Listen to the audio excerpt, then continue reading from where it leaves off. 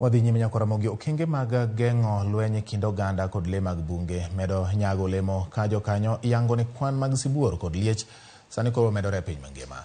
Ka giyango magi kinde dhialo odiechieng' mar sibuor, bad migao mar rito le mag bunge pachoka KWS kod jokanyo mamoko singo medo keto okenge mag tieko lweny e kind oganda kod le mag bungu.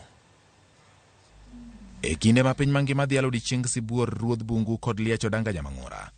E kaunti ma Meru, oganda obago wuoth kaka ranyisi mag ondamo ma osego e rito sibuor maromo 20,000 ma odong' sani e piny mangima. Bang' piny mangima keto okenge mag rito liech kod sibuor e higa mar 2013, oyangore ni kwan mag sibuor osemedore. Kata kamano, midhiero maduong' en lweny e kind joka le kod joka dhano mabiro ahinya kaluwore kod medruok mag kwan oganda ma medo manyo dak machiegni kod kuonde rito le mag bunge. Conflict between basically wildlife and the community, human beings, that's a major threat that we have.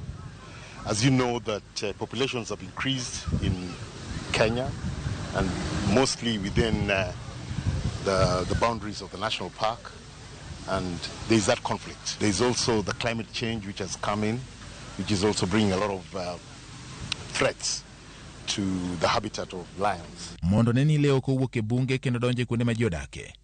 Bad migao mochung' ne rito le mag bunge pachoka KWS kod jokanyo mamoko osemedo keto chenro mag geng'o ne le ahinya kokalo e keto chiel ma neno ni lego ok owuok e game. In areas where we have where there's more issues of elephants, we have come up with beehive fences.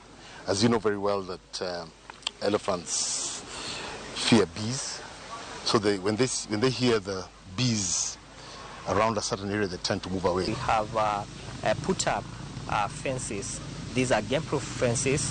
Their primary objective is to deter the elephants, the big game, from going to the community land.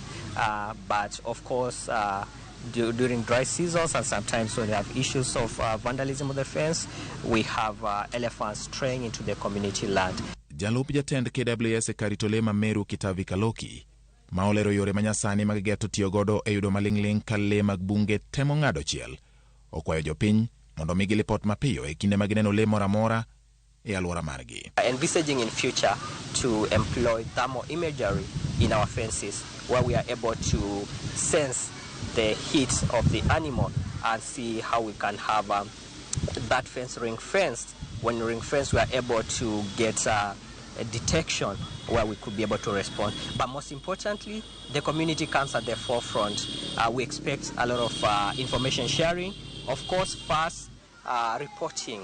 Kaka yor kelo tudruok makare e kind jogem kod oganda mawuok e alwora ma irite le mag bunge, Jalup County Commissioner ma Kiengo e Gembe Central okwayo KWS mondo kas chenro mag chudo ne joma oyudo midhiero mondo jopiny kik bed kodgi gi chuny mojor. At times it takes too long for the challenges to be addressed, especially on issues concerning compensation.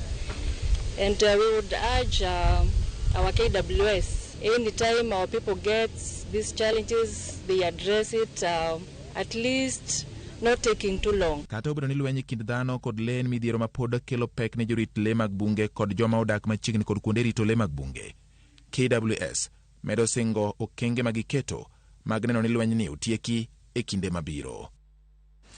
Kodhi nyime ne jopith jamni mawuok e alwora mar oganda